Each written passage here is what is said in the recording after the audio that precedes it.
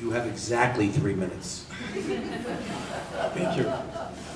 Good evening. Peter Paolella, Heritage Court, Cranston West, class of 75. I know it's hard to believe. Proud parent of a student at Cranston West presently. I didn't come tonight to repeat what I said over the summer about my support for the school prayer, which I believe the Supreme Court has ruled acceptable. I will reiterate one thing from my friend from Warwick, and that is what Justice Kennedy said in the most recent decision. The goal of avoiding governmental endorsement of religion does not require the eradication of all religious symbols in the public realm. And that was a victory. This is a very different Supreme Court that we have. I'd like to discuss something. Ironically, Chris Young spoke about it, and I defer to the legal counsel and the attorneys on the committee. The Civil Rights Attorneys Fees Act of 1976, this is the law that allows the ACLU to collect attorneys' fees from our city if they win the case. This is from that. It says the court in its discretion may allow the prevailing party other than the United States a reasonable attorney's fee as part of the cost. The only exclusion here is the United States, and it also says expert testimony fees can be added to that. Another interesting thing was in 2006, the United States House of Representatives passed the Public Expression of Religion Act.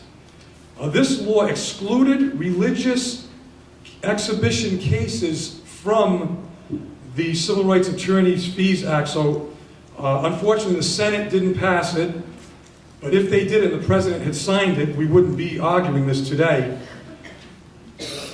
However, in the judiciary, this case has not been tested. The Civil Rights Attorneys Fee Act of 76 hasn't been tested as to two things.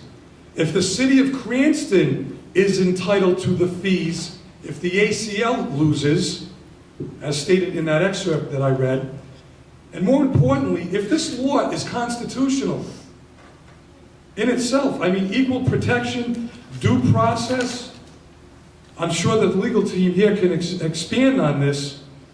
The ACLU has used this law from coast to coast as a cash cow, bullying cities into either dropping suits or paying their fees. I say that the city of Cranston should represent all of the cities and towns in this country and fight this. Fight this so that we can get a final answer. If we win the case, we sue the ACLU for fees. And if we lose the case, we refuse to pay their fees until it is constitutionally affirmed.